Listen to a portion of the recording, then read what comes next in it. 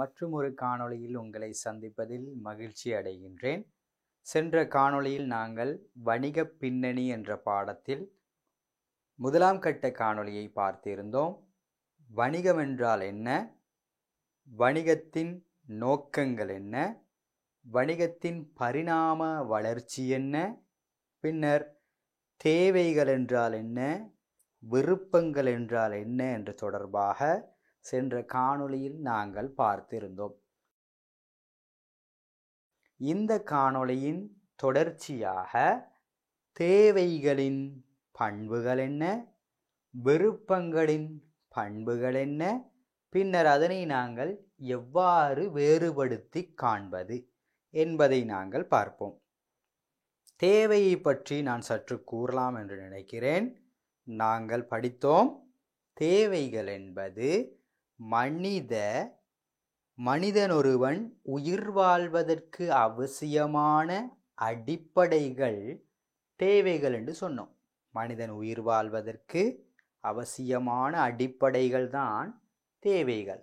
அந்த தேவைகளை நிறைவேற்றிக்கொள்ளும் பல்வேறு வழிமுறைகளுக்கு சொல்லுவோம் விருப்பங்கள் என்று சொல்லுவோம் மாணவர்களை. எனவே தேவையினை பார்க்கும் பொழுது உணவு தேவை, உடை தேவை, உறையுள் தேவை, இதனை நாங்கள் பார்க்கும் பொழுது அன்பார்ந்த மாணவர்களே, தேவைகளின் பண்புகள் என்ன, தேவைகளின் பண்புகள் என்ன என்று நாங்கள் இங்கே பார்க்க வேண்டும். பார்ப்போம். முதலாவது,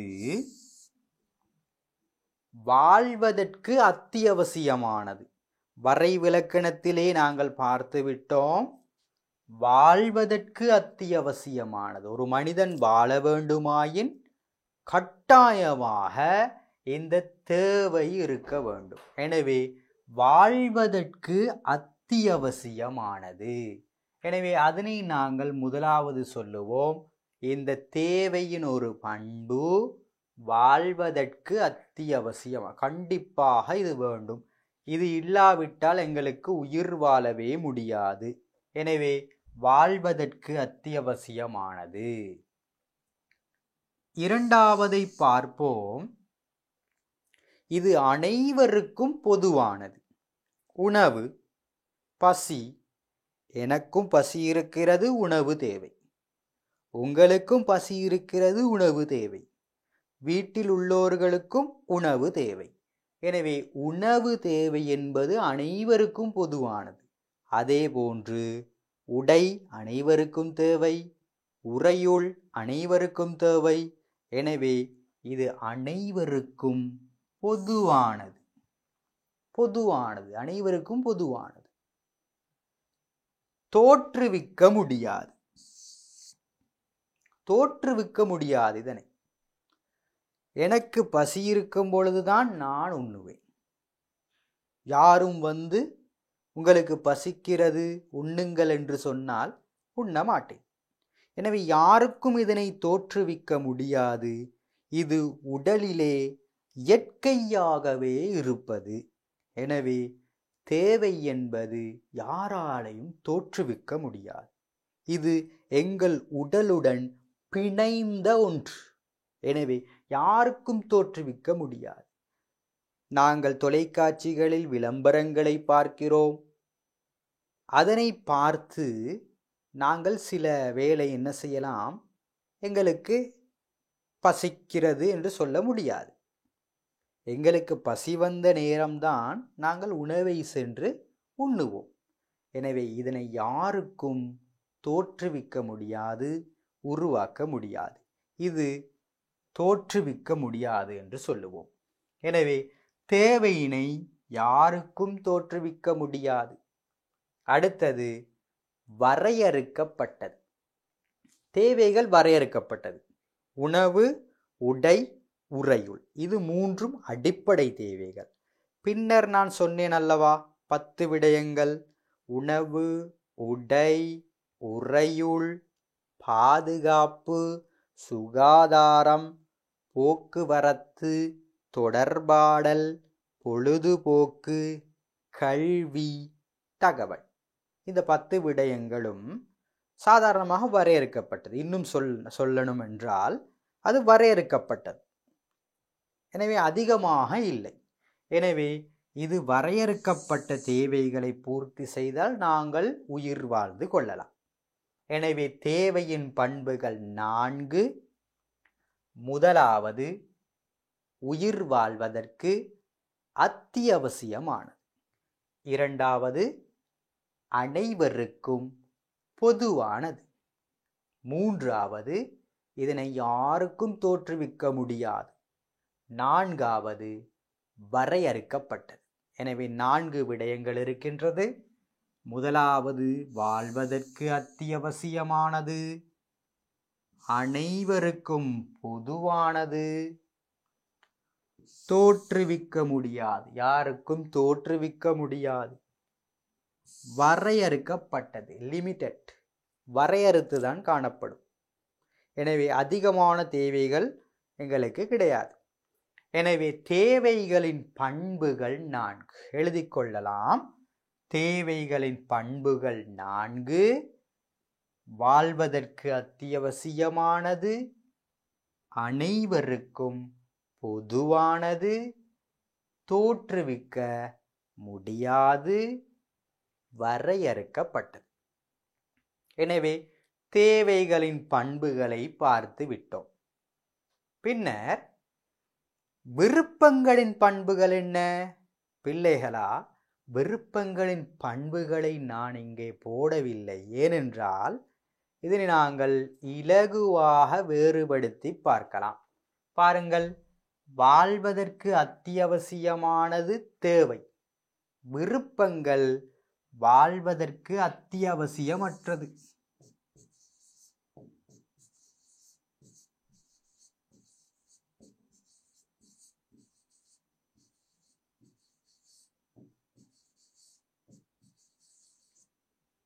வாழ்வதற்கு அத்தியாவசியம் கிடையாது. உதாரணம், உணவு கட்டாயம் எங்களுக்கு தேவை. அதனை நாங்கள் பூர்த்தி செய்வதற்கு பல்வேறு வழிமுறைகள் இருக்கிறது. சோறு அல்லது நாங்கள் இடியப்பம் போன்ற விடயங்கள் இருக்கிறது. இடியப்பம் இல்லை என்றால் நாங்கள் அடுத்த தெரிவுக்கு போக வேண்டும். இடியப்பம் இல்லாவிட்டால் அடுத்த தெரிவு ரொட்டி. எனவே இவ்வாறு நாங்கள் விருப்பங்களை மாற்றி கொண்டு போகலாம். எனவே சோறு என்பது அத்தியாவசியமா? கிடையாது. எனவே அத்தியாவசியமற்றது. ஒன்று இல்லாட்டி அடுத்த விடயத்துக்கு நாங்கள் செல்லலாம். எனவே அத்தியாவசியமற்றது. விருப்பத்தின் முதலாம் பண்பு உயிர் வாழ்வதற்கு அத்தியாவசியமற்றது. உயிர் வாழ்வதற்கு அத்தியாவசியமற்றது. பின்னர் பாருங்கள், தேவை அனைவருக்கும் பொதுவானது. இது ஆளுக்கு ஆள் வேறுபடும்.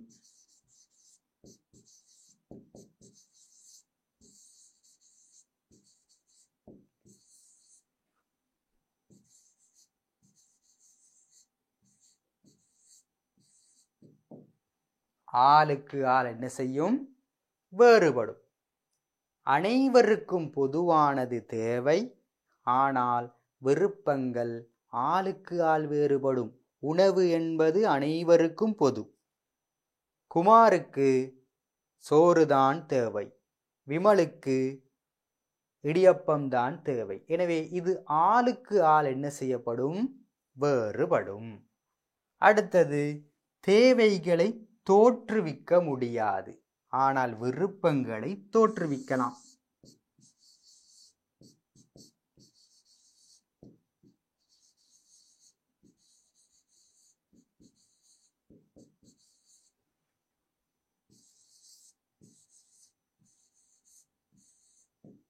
விருப்பங்களை தோற்றுவிக்க முடியும்.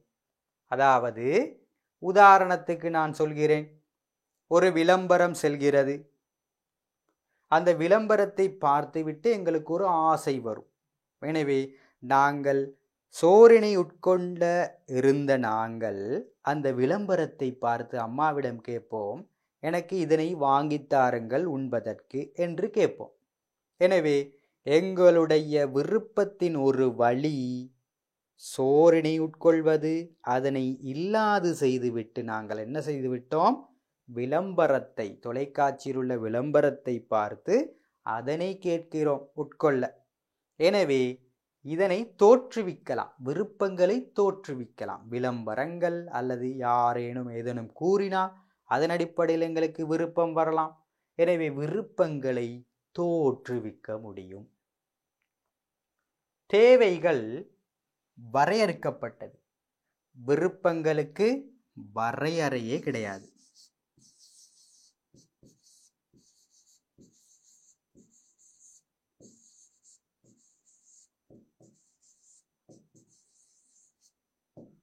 வரையறை அற்றது. எனவே இங்க பாருங்கள், தேவைகள் எங்களுக்கு வரையறுக்கப்பட்டு தான் இருக்கிறது. 10 வகை தான் சொன்னேன். ஆனால் விருப்பங்கள் உணவு வகை, உணவு வகையில் எத்தனை வகைகள் இருக்கிறது, உடைகளில் எத்தனை வகைகள் இருக்கிறது, உறையுளில் எத்தனை வகைகள் இருக்கிறது. எனவே அதுக்கு எந்த ஒரு வரையறையும் கிடையாது. மீண்டும் ஒரு முறை வருவோம். தேவைகளின் பண்புகள் வாழ்வதற்கு அத்தியாவசியமானது. இரண்டாவதை சொல்லுங்கள். அனைவருக்கும் பொதுவானது. தோற்றுவிக்க முடியாது, வரையறுக்கப்பட்டது. விருப்பங்களுக்கு வந்தால், விருப்பங்கள் உயிர் வாழ்வதற்கு அத்தியாவசியமற்றது. ஒன்று இல்லாவிட்டால் அடுத்ததற்கு நாங்கள் செல்லலாம். ஆளுக்கு ஆள் விருப்பங்கள் வேறுபடும். எனக்கு விரும்பியது அடுத்தவருக்கு விருப்பம் இல்லாமல் இருக்கலாம். எனவே ஆளுக்கு ஆள் வேறுபடும், தோற்றுவிக்க முடியும். அடுத்ததாக வரையறை அற்றது. வரையறை அற்றது, ஒரு லிமிட் ஒன்று கிடையாது. இது பல விருப்பங்கள் இருக்கலாம். எனவே தேவைகளின் பண்புகள், பின்னர் விருப்பங்களின் பண்புகள். எனவே மாணவர்களே, தேவையின் பண்புகளையும் விருப்பங்களின் பண்புகளையும் வைத்துக்கொண்டு இதனை நாங்கள் வேறுபடுத்தலாம். இதனை நாங்கள் என்ன செய்யலாம்? வேறுபடுத்தலாம். தேவை விருப்பங்களை வேறுபடுத்துக என்று உங்களுக்கு கேள்விகள் வரலாம். தேவை விருப்பங்களை இதே மெத்தடில் நாங்கள் என்ன செய்யலாம்? வேறுபடுத்தி காட்டலாம். பாருங்கள், தேவைகள் வாழ்வதற்கு அத்தியாவசியமானது. ஆனால் விருப்பங்கள் உயிர் வாழ்வதற்கு அத்தியாவசியம் அற்றது. தேவைகள் அனைவருக்கும் பொதுவானது.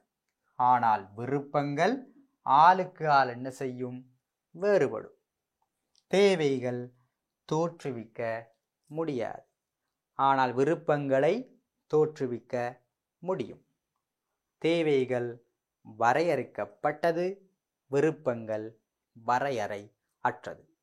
எனவே இந்த விடயங்களை நீங்கள் நன்றாக புரிந்திருக்க வேண்டும். பண்பு, பின்னர் வேறுபாடு. அடுத்த விடயத்துக்கு செல்வோம். தேவைகளும் அதற்கான விருப்பங்களும். இப்பொழுது நீங்கள் சொல்ல போகிறீர்கள், தேவைகள் எங்களுக்கு தெரியும், நாங்கள் எழுதுவோம். உணவு தேவை, உடை தேவை, உறையுள் தேவை, கல்வி தேவை, பொழுதுபோக்கு தேவை,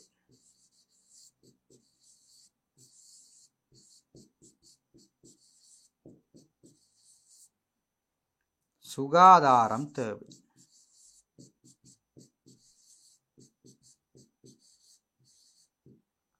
பின்னர் நாங்கள் சொல்லலாம் போக்குவரத்து தேவை.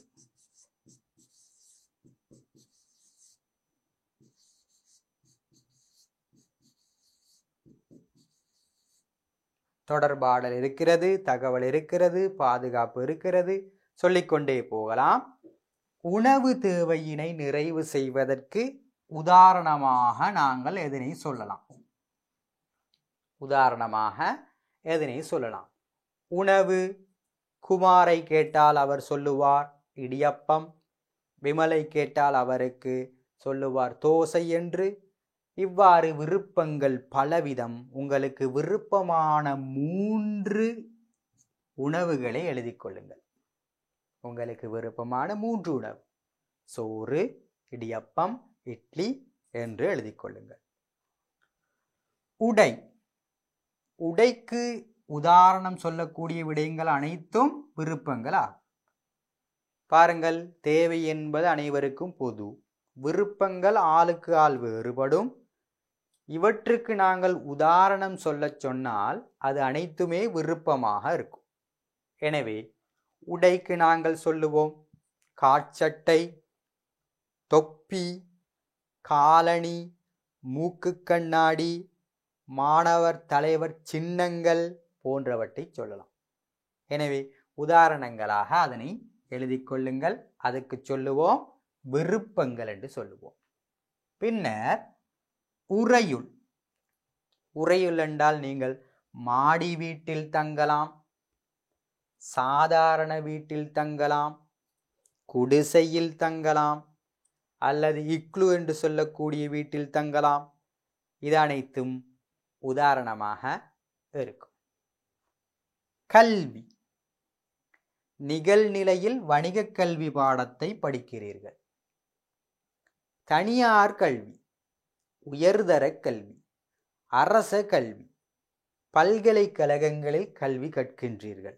அது ஒவ்வொருவருடைய விருப்பம். எனவே இவ்வாறு உதாரணமாக சொல்லக்கூடிய அனைத்தும் விருப்பங்களாக இருக்கும்.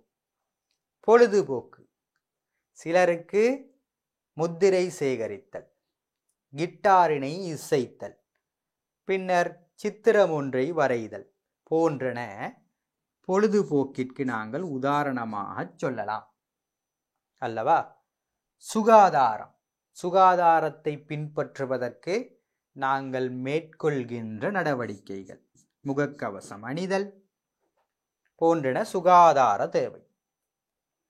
போக்குவரத்து தேவை, நாங்கள் முச்சக்கர வண்டியில் செல்கிறோம், துவிச்சக்கர வண்டியில் செல்கிறோம், புகையிரதத்தில் செல்வேன், ஆகாய விமானத்தில் தான் நான் செல்வேன், கப்பலில் தான் நான் செல்வேன் போன்ற விடயங்கள் விருப்பமாக இருக்கும். இவ்வாறு பிள்ளைகளா நாங்கள் ஒவ்வொரு தேவைக்கும் பல விருப்பங்களை எழுதலாம். பல விருப்பங்களை நாங்கள் என்ன செய்யலாம்? எழுதலாம். எனவே விளங்கி இருக்கும் தேவைகள் என்பது உயிர் வாழ்வதற்கு அவசியமான ஒன்று. பிரதான தேவைகள் உணவு, உடை, உறையுள். பின்னர் நவீன காலத்திற்கு ஏற்ப கல்வி என்பது பிரதானமாக இருக்கிறது. பொழுதுபோக்கு வேண்டும், சுகாதாரம் வேண்டும், பின்னர் போக்குவரத்து, தொடர்பாடல், பாதுகாப்பு, தகவல் போன்றவற்றை சொல்லலாம். இந்த தேவைகள் நிறைவேற்றப்படுகின்ற பல்வேறு வழிமுறைகள் விருப்பம். அதாவது உணவுக்கு நாங்கள் உதாரணமாக சொல்லக்கூடியதெல்லாம் விருப்பங்கள் தான்.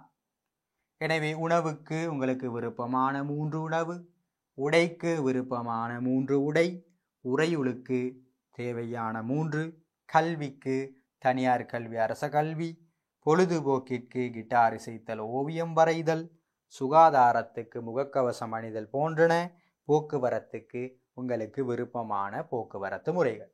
எனவே இது ஆளுக்கு ஆள் என்ன செய்யும்? வேறுபடும். எனவே வரையறை அற்றது என்றெல்லாம் நாங்கள் பண்புகளில் கூட பார்த்தோம். எனவே மாணவர்களே, இதை நீங்கள் எழுதிக் கொள்ளுங்கள். அடுத்ததாக மிக முக்கியமான ஒரு பகுதிக்கு நாங்கள் வந்திருக்கிறோம். மீண்டும் ஒரு முறை வணிகம் என்றால் என்ன என்பதை ஞாபகப்படுத்துகிறேன். சொல்லுங்கள் பார்ப்போம். மனித தேவை விருப்பங்களை பூர்த்தி செய்வதற்கு பொருட்கள் சேவைகளையும் உற்பத்தி செய்தல் அல்லது விநியோகம் செய்தல் தொடர்பான பொருளாதார நடவடிக்கை வணிகம் என்று சொன்னோம். எனவே வணிகத்தை சொல்லும் பொழுது மனித தேவை விருப்பங்களை பற்றி படித்து விட்டோம். பூர்த்தி செய்வதற்கு பொருட்கள் சேவைகள் உற்பத்தி என்று படித்தோம். எனவே பொருட்கள் என்றால் என்ன, சேவை என்றால் என்ன, உற்பத்தி என்றால் என்ன என்பது தொடர்பாக நாங்கள் இங்கே பார்க்க வேண்டும். எனவே வருவோம். உற்பத்தி என்றால் என்ன? உற்பத்தி என்றால் என்ன என்பதற்கு வருவோம். மனித தேவை விருப்பங்களை, மீண்டும் வருகிறது பாருங்கள், படித்து விட்டோம். மனித தேவை விருப்பங்களை பூர்த்தி செய்வதற்கு சந்தைக்கு கொண்டு வரப்படும் எந்த ஒன்றும் உற்பத்தி தான். சந்தைக்கு கொண்டு வரப்படும் எந்த ஒன்றும் உற்பத்தி தான். எதற்காக கொண்டு வருகிறார்கள் சந்தைக்கு? எங்களுடைய தேவை விருப்பங்களை பூர்த்தி செய்வதற்காக. எனவே எங்களுடைய தேவை விருப்பங்களை பூர்த்தி செய்வதற்கு சந்தைக்கு, மார்க்கெட்டிற்கு கொண்டு வரப்படும் எந்த ஒன்றும் உற்பத்தியாகும். மாணவர்களே, மீண்டும் சொல்வோம். மனித தேவை விருப்பங்களை பூர்த்தி செய்வதற்காக சந்தைக்கு கொண்டு வரப்படும் எந்த ஒன்றும் உற்பத்தியாகும். எனவே உற்பத்தி என்றால் உங்களுக்கு இப்பொழுது விளங்கி இருக்கும். உற்பத்தி என்பது எங்களுடைய தேவை விருப்பங்களை பூர்த்தி செய்ய சந்தைக்கு கொண்டு வருவது. உற்பத்தியின் வகைகள் 2 இருக்கிறது, முக்கியமான 2. ஒன்று பிள்ளைகளா நாங்கள் சொல்லுவோம் பொருள் உற்பத்தி. இரண்டாவது சேவை உற்பத்தி. பொருள் உற்பத்தி, சேவை உற்பத்தி அப்படி என்றால் என்ன என்று பார்ப்போம். உற்பத்திகள் 2 வகை. 2 வகை உற்பத்திகள் தான் வணிகத்தினால் வெளியிடப்படுகிறது.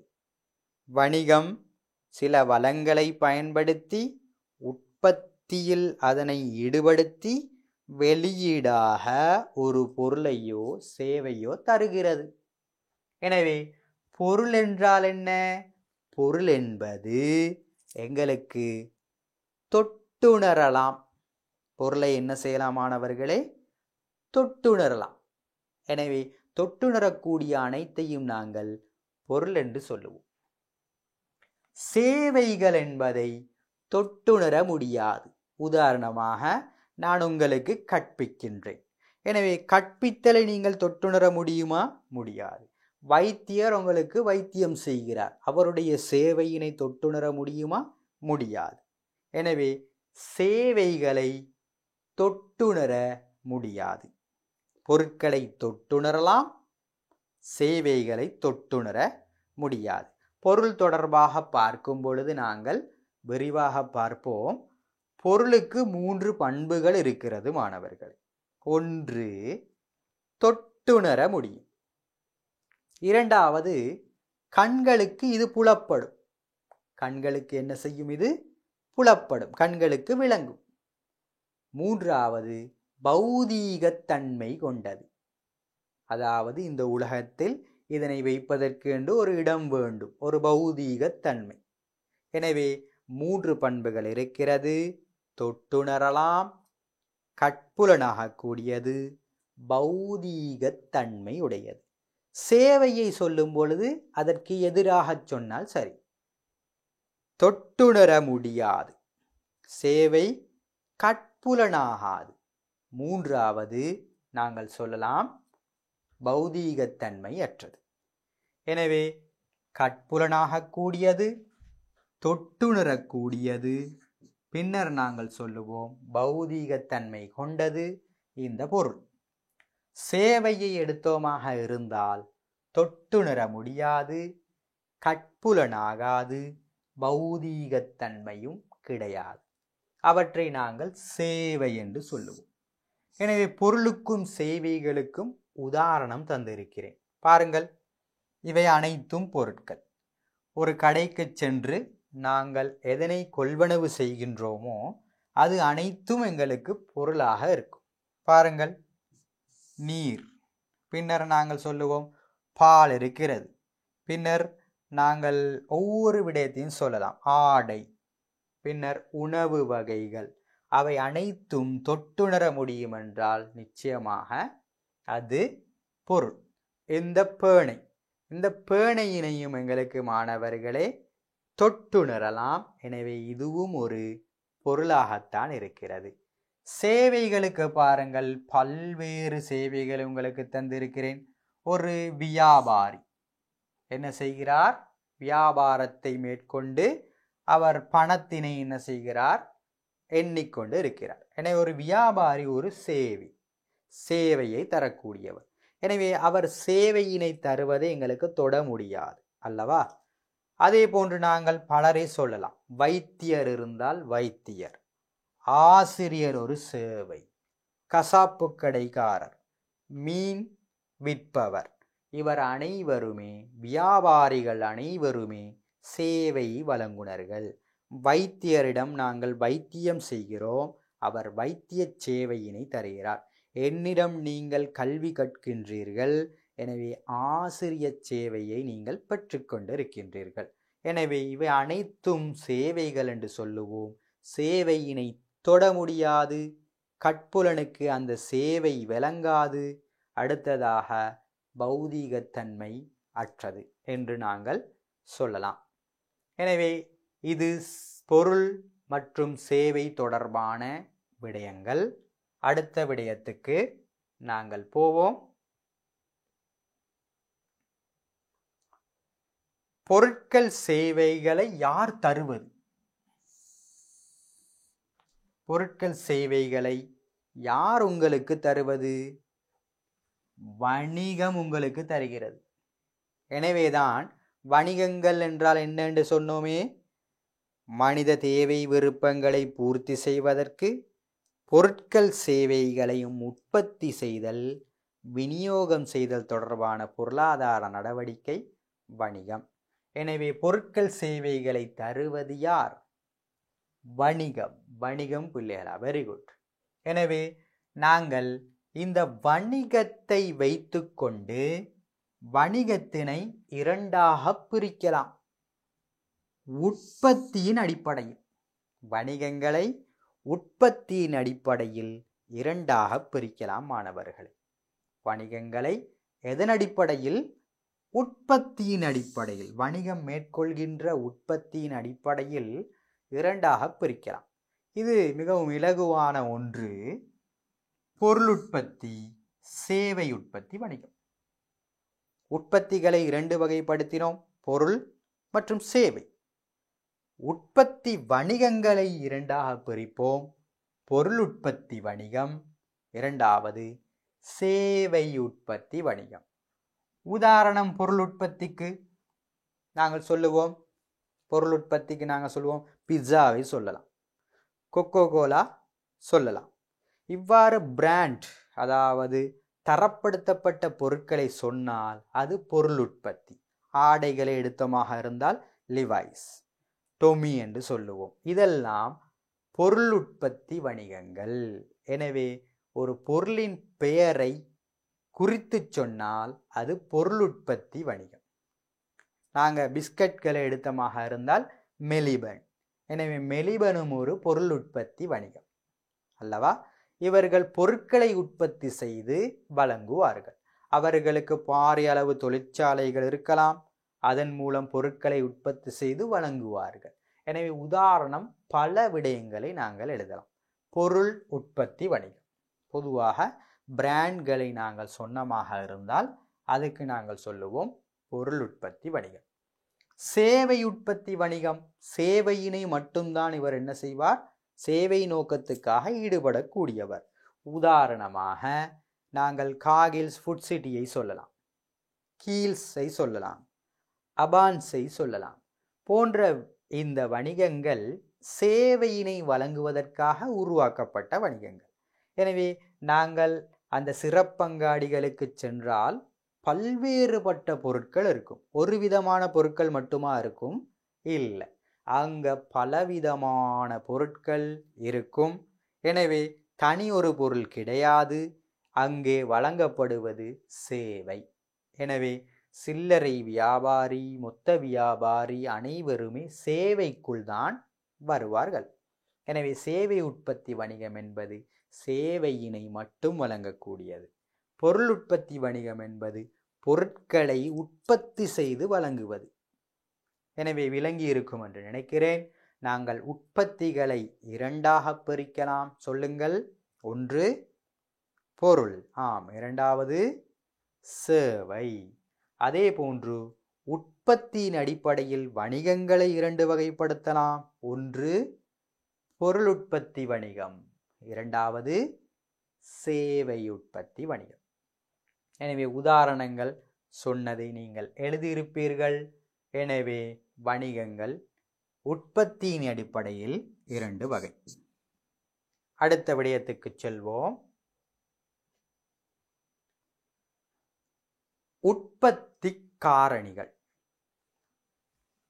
உற்பத்தி காரணிகள் மிக மிக முக்கியமான ஒரு விடயம் பிள்ளைகளா.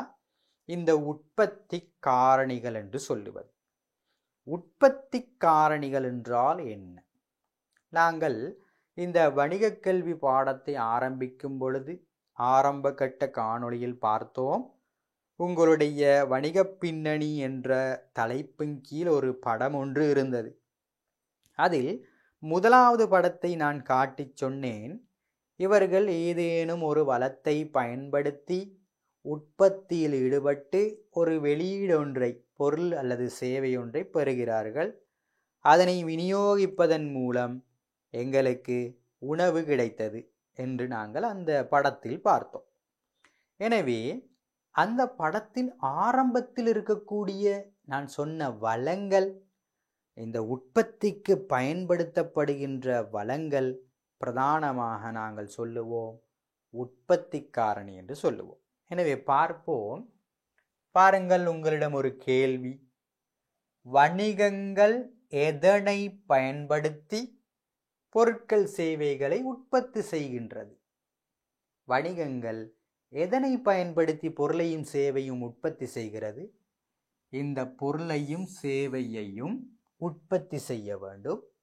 அதற்கு வணிகம் எதனை பயன்படுத்துகிறது என்று கேட்டால் வளங்களை பயன்படுத்தி.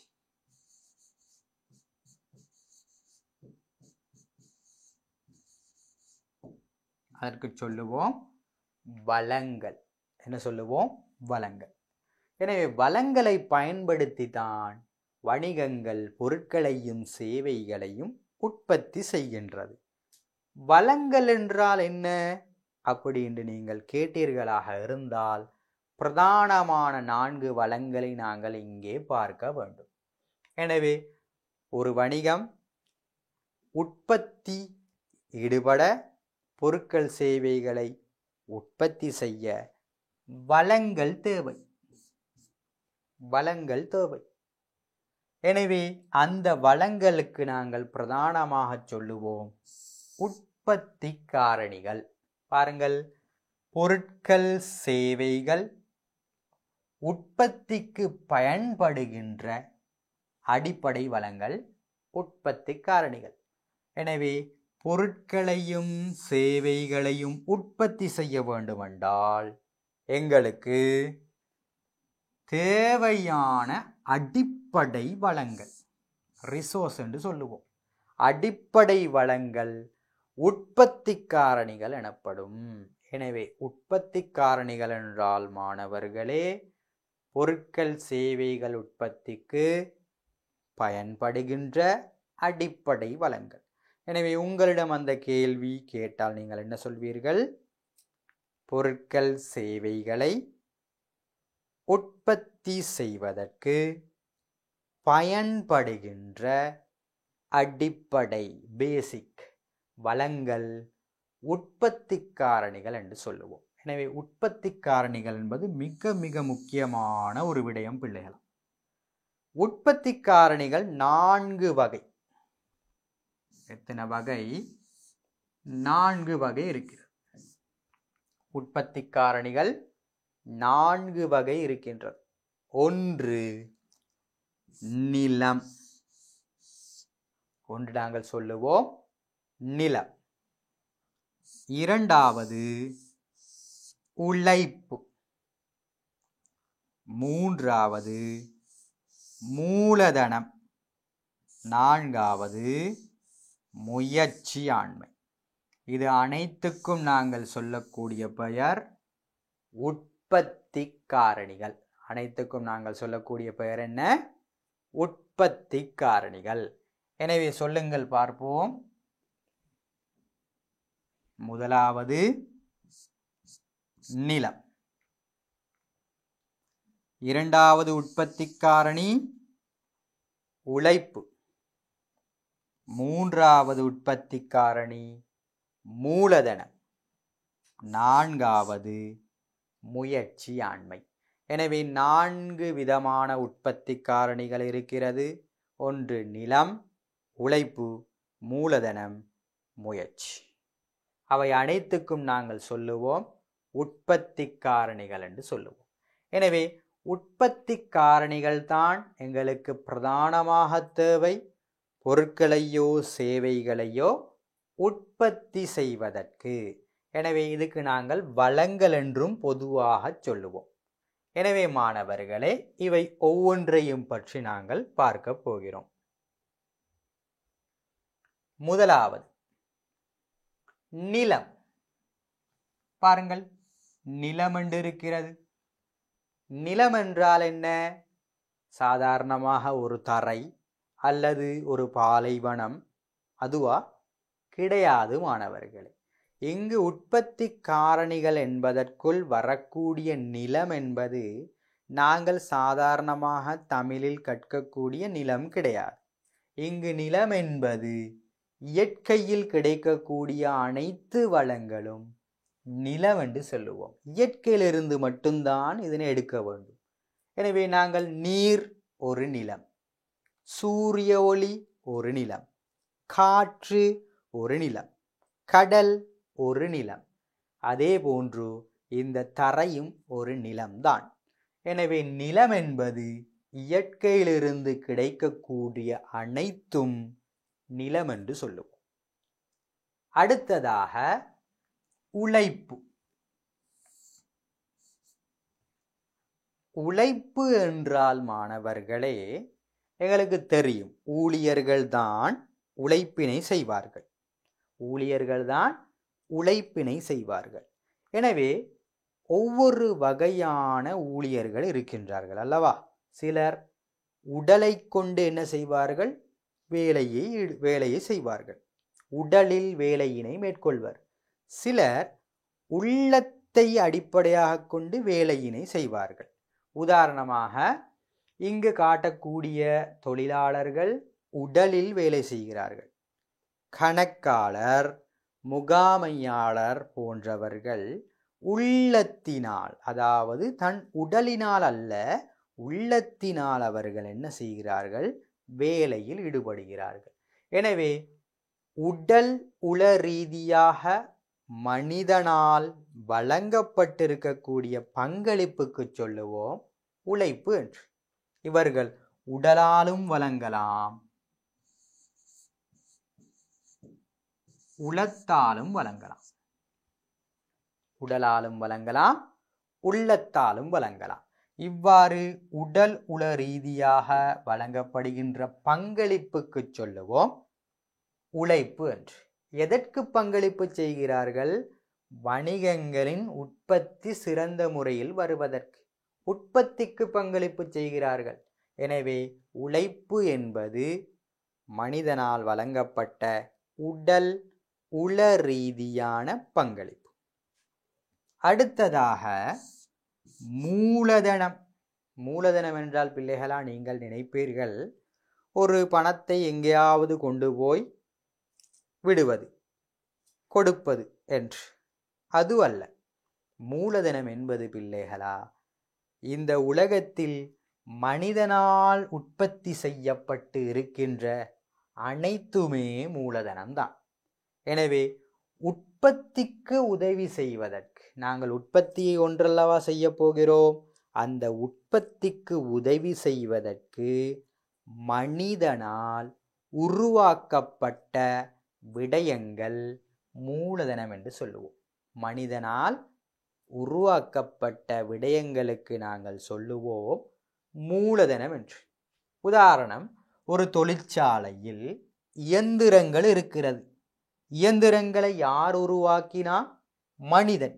எனவே மனிதனால் உருவாக்கப்பட்ட இயந்திரம் ஒரு மூலதனம்.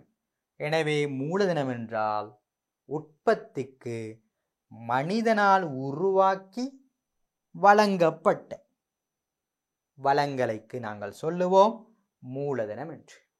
அடுத்ததாக முயற்சி அல்லது முயற்சியாண்மை என்று சொல்லுவோம். முயற்சி அல்லது முயற்சியாண்மை. பாருங்கள், இந்த படத்தை பார்க்கும் பொழுது ஒருவர் தியானத்தில் இருக்கிறார். அவருக்கு பல்வேறு விதமான சாவிகள் வழங்கப்பட்டிருக்கிறது. ஒரே ஒரு சாவியை பார்த்தமாக இருந்தால் வித்தியாசமாக இருக்கிறது. இவர் என்ன செய்வார்? புதிய வகையான சிந்தனைகளை சிந்தித்து நல்லதொரு தீர்மானம் ஒன்றை எடுத்து இந்த 3 பெயரையும் சரியான முறையில் ஒழுங்குபடுத்தக்கூடியவர்தான் முயற்சியாளர். எனவே நிலத்தையும் சரியான முறையில், உழைப்பையும் சரியான முறையில், மூலதனத்தையும் சரியான முறையில் கைக்கொண்டு ஒரு உற்பத்தியினை எவ்வாறு வெளியிடுவது என்பதை தீர்மானிப்பது முயற்சியாளர். எனவே அவருக்கு நாங்கள் உரிமையாளர் என்றும் சொல்லுவோம். எனவே முயற்சி என்பது இந்த 3 வளங்களையும் கையாள்பவர் முயற்சியாளர் என்று சொல்லுவோம். எனவே உற்பத்தி காரணிகள் 4 வகை. சொல்லுங்கள் என்ன? நிலம், உழைப்பு, மூலதனம், முயற்சி. அந்த 4 விடயங்களையும் பற்றி தனித்தனியாக பார்ப்போம். முதலாவது நிலம். பாருங்கள், நான் முன்னர் சொன்னேன், நிலம் என்பது சாதாரணமாக நிலமும் இருக்கலாம், அல்லது கடற்கரையாக இருக்கலாம், நீராக இருக்கலாம், சூரிய ஒளியாக இருக்கலாம், காற்றாக இருக்கலாம். எனவே உற்பத்திக்கு பயன்படுத்தப்படும் இயற்கை வளங்கள், இயற்கையிலிருந்து எதனை நாங்கள் பிரித்தெடுத்தாலும் அதுக்கு நாங்கள் சொல்லுவோம் நிலம் என்று. இயற்கையிலிருந்து எதனை நாங்கள் பிரித்தெடுத்தாலும் அதை நாங்கள் சொல்லுவோம் நிலம் என்று. எந்த ஒரு மாற்று கருத்தும் கிடையாது.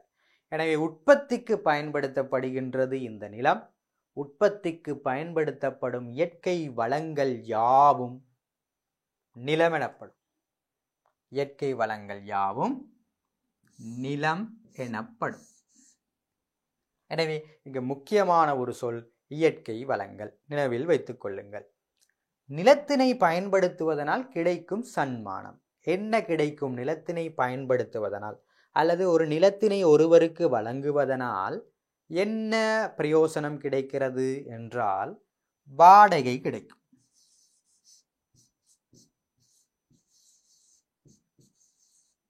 வாடகை கிடைக்கும் பிள்ளைகளா. நிலத்தினை பயன்படுத்துவதனால் கிடைப்பது வாடகை.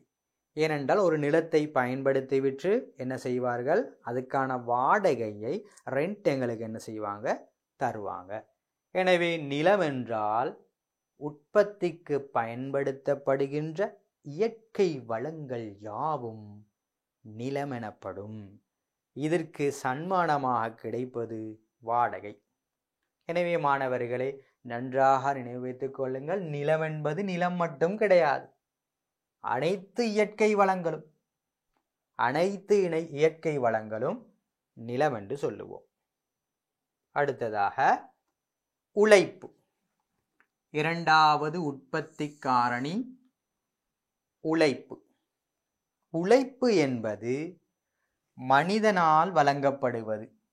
இது உடலினால் வழங்கலாம். இவர்களெல்லாம் பாருங்கள், உடலினால் என்ன செய்கிறார்கள்? வேலை செய்கிறார்கள். தேயிலையில் கொழுந்து பறிக்கிறார்கள். இவர்களை பார்த்தீர்களாக இருந்தால் ஒரு வேலையில் ஈடுபடுகிறார்கள், உடலை பயன்படுத்தி ஈடுபடுகிறார். ஆசிரியரை பாருங்கள், அல்லது ஒரு கணக்காளரை பாருங்கள், முகாமையாளரை பாருங்கள். உடலினால் மேற்கொள்வதை விட உள்ளத்தினால், எங்களுடைய உள்ளத்திலிருந்து உங்களுக்கு அந்த சேவை கிடைக்கிறது. எனவே உடலினாலும் வழங்கலாம், உள்ளத்தினாலும் வழங்கலாம். ஒரு தொழிற்சாலை ஒன்றில் உடலினால் வேலை செய்யக்கூடிய நபர்களும் இருப்பார்கள், உள்ளத்தினால், அதாவது மேற்பார்வையாளர், ஒரு முகாமையாளர், ஒரு கணக்காளர், ஒரு பொருளாளர் இருந்தால் அவர் உடலினால் வேலை செய்வதை விட உள்ளத்தினால் வேலை செய்வார். எனவே ஒரு நிறுவனத்துக்கு இந்த இரண்டுமே அவசியம். உற்பத்தி செயற்பாட்டிற்கு மனிதனால் வழங்கப்படும் உடல் உள்ள ரீதியான பங்களிப்பு. நாங்கள் உற்பத்தி காரணிகள் அனைத்தும் பார்ப்பது உற்பத்தி செயற்பாட்டுக்கு உதவ வேண்டும்.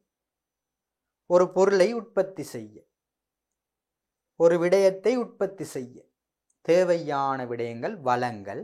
அந்த வளங்களுக்கு பிரதான பெயர் உற்பத்தி காரணி. உற்பத்தி காரணியில் முதலாவது நிலம், இரண்டாவது உழைப்பு. எனவே உழைப்பு என்றால் பிள்ளைகளா, உற்பத்தி செயற்பாட்டிற்கு மனிதனால் வழங்கப்படுகின்ற உடல் ரீதியான உள ரீதியான பங்களிப்புக்கு சொல்லுவோம் உழைப்பு என்று.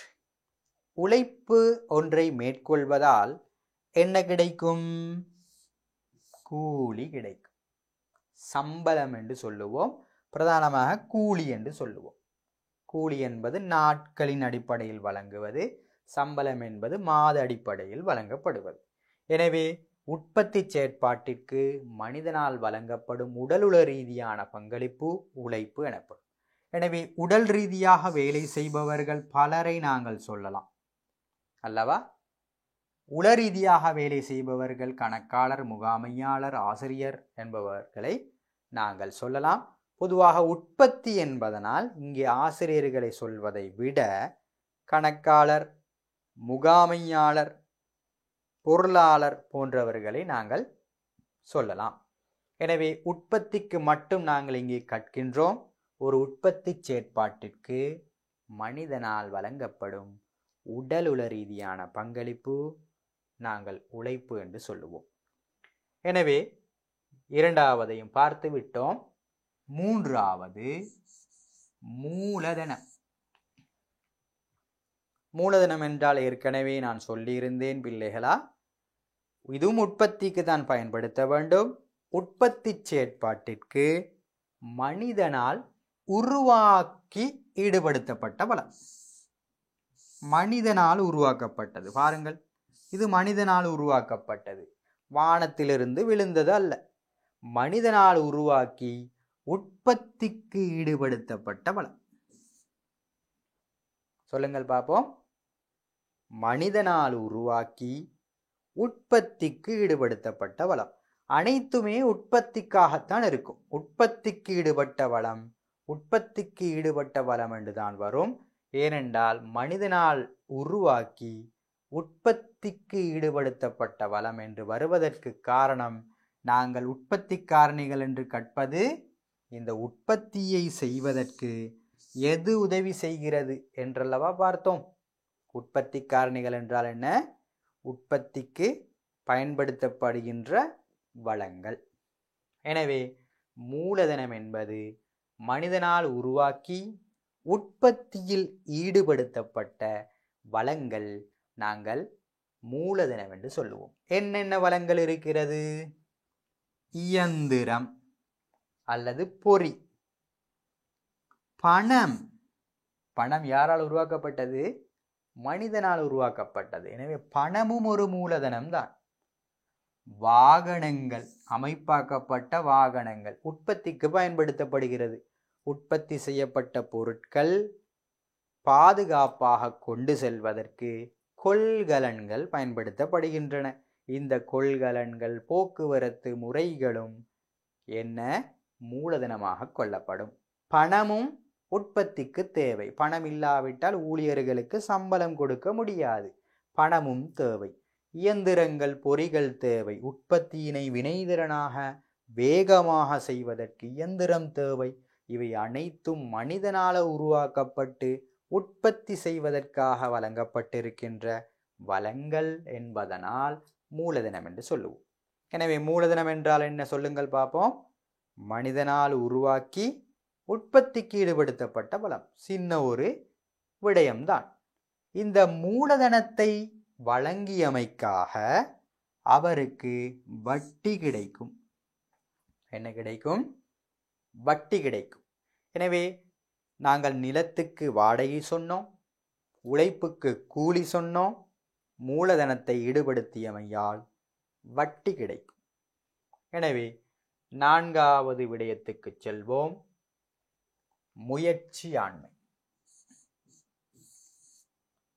4வது விடயம் முயற்சியாண்மை அல்லது முயற்சி என்றும் சொல்லுவோம். இது மிக பிரதானமான ஒரு விடயம்.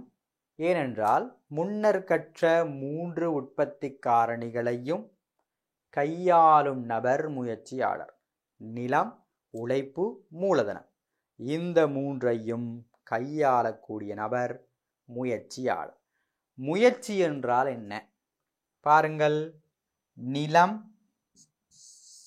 உழைப்பு, மூலதனம் என்பவற்றை ஒழுங்கமைத்து யாதாயினும் உற்பத்தி செய்முறை ஒன்றை ஆரம்பித்து நடத்தி செல்லும் கருமம். இலகுவான ஒன்று பாருங்கள். நிலத்தை படித்து விட்டோம், உழைப்பை படித்து விட்டோம், மூலதனத்தையும் படித்து விட்டோம். நிலம், உழைப்பு, மூலதனத்தினை ஒழுங்கமைத்து அதனை நாங்கள் என்ன செய்யணும்? ஒழுங்கமைத்தால்தான் ஒரு வழியில் செல்லும். இல்லை என்றால் விலகல்கள், விரிசல்கள் ஏற்படும். எனவே நிலம், உழைப்பு, மூலதனத்தினை ஒழுங்கமைத்து யாதாயினும் ஒரு உற்பத்தி செய்முறை ஒன்றினை ஆரம்பித்து கொண்டு நடாத்துதல், அதுக்கு நாங்கள் சொல்லுவோம் முயற்சி என்று சொல்லுவோம். மீண்டும் ஒரு முறை. நிலம், உழைப்பு, மூலதனத்தினை ஒழுங்கமைத்து யாதாயினும் ஒரு உற்பத்தி செய்முறை ஒன்றினை ஆரம்பித்து நடத்தி செல்லுதல் முயற்சி என்று சொல்லுவோம். எனவே மாணவர்களே, முயற்சியை ஒழுங்கான முறையில் செய்தால் எங்களுக்கு இலாபம் கிடைக்கும். முயற்சியாளருக்கு என்ன கிடைக்கும்? இலாபம் கிடைக்கும்.